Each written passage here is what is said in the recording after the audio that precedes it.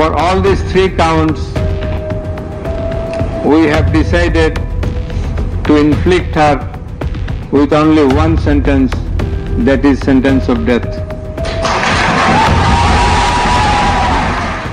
2024 খ্রিস্টাব্দের জুলাই আগস্টে ছাত্র জনতার গণ অভ্যুত্থান দমন অভিযানের দায়ে বিচার করা হয় প্রাক্তন প্রধানমন্ত্রী শেখ হাসিনা, তৎকালীন স্বরাষ্ট্রমন্ত্রী আসাদুজ্জামান খান ওরফে কামাল এবং সাবেক আইজিপি চৌধুরী আবদুল্লাহ আল মামুনের বিরুদ্ধে।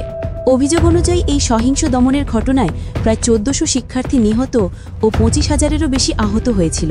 ট্রাইব্যুনালে মামলার পক্ষে পেশ করা হয়েছিল 54 জনের সাক্ষ্য এবং জুলাই আগস্টের গণহত্যার ভিডিও অডিও সহ বিস্তারিত প্রমাণ।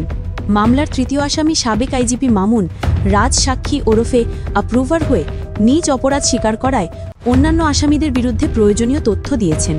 সোমবার 17 নভেম্বর 2025 দুপুরে আন্তর্জাতিক অপরাধ ট্রাইব্যুনাল 1-এর বিচারিক প্যানেল রায় ঘোষণা করে।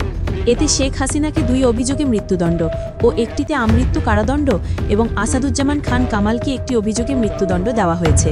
আর সাবেক আইজিপি আবদুল্লাহ আল মামুনকে রাজসাক্ষী হওয়ার সুবাদে 5 বছরের কারাদণ্ড দেওয়া হয়।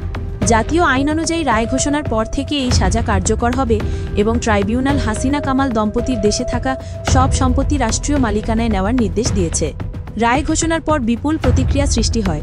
ঢাকাসহ দেশজুড়ে ছাত্র জনতার অন্যতম কেন্দ্র ঢাকা বিশ্ববিদ্যালয়ের টিএসসির পায়রা চত্বরে বড় পর্দায় সরাসরি রায় প্রচার করা হলে শিক্ষার্থীরা উল্লাস করতে থাকে, স্বেচ্ছায় মিষ্টি বিতরণ করে আনন্দ ভাগ করে নেয়। অনেকেই কাঁদতে থাকেন। কিছু উদ্ভাসিত শৈশবের স্মৃতিচারণের সঙ্গে কেউ কেউ মাটিতে চিত হয়ে প্রার্থনা করেন। বিদায়ী রাষ্ট্র নিয়োগকৃত প্রধান প্রসিকিউটর আমির হোসেন বলেন, এই রায়ে আমি কষ্ট পেয়েছি। অন্যদিকে আইন উপদেষ্টা অধ্যাপক ডক্টর আসিফ নজরুল মন্তব্য করেছেন, প্রমাণ এত জোরালো যে পৃথিবীর যে কোনো আদালতে সর্বোচ্চ শাস্তি হওয়ার কথা। অ্যাটর্নি জেনারেল মোহাম্মদ আসাদুজ্জামান এই রায়কে ইতিহাসের একটি যুগান্তকারী সিদ্ধান্ত এবং জুলাই বিপ্লবের শহীদদের জন্য ন্যায় বিচার পেয়েছে বলে উল্লেখ করেন। আন্তর্জাতিক গণমাধ্যমগুলো বিবিসি, সিএনএন, আল জাজিরা সহ অনেককে প্রথম সারির খবর করেছে। তাতেও দেশের মধ্যে অনেকে মনে করেন অতর্কিতভাবে উচ্চ আদালত চত্বরে এই রায়ে দেশকে নতুন সংকট দেখিয়েছে। এই রায় বাংলাদেশে এখনও বিতর্কের কারণ হয়ে আছে। বিচার কি সিদ্ধান্তে অনেকেই শহীদদের ন্যায় বিচার পেয়েছে বলছেন, আবার অনেকে প্রশ্ন তুলছেন অভিযোগ প্রমাণ যথেষ্ট ছিল কি। যে হোক, শেখ হাসিনা কামালের মৃত্যুদণ্ড ও মামুনের 5 বছরের সাজা ঘোষণায় দেশজুড়ে এক অনন্য উত্তেজনা তৈরি হয়েছে। ইতিহাসের এই অধ্যায় ভবিষ্যৎ প্রজন্মের কাছে শিক্ষা হিসেবে থাকবে, ন্যায় বিচার নিয়ে আলোচনার বিষয় হবে। আমাদের প্রজন্মের হাতে এখন দেশের ভাগ্য যেখানে সেখানে দখলে রাখার দায়িত্ব। এবারের রায়ই হলো এই বিব্রত বিতর্কের চিহ্ন, যার পরিণতি সময়ই বলবে।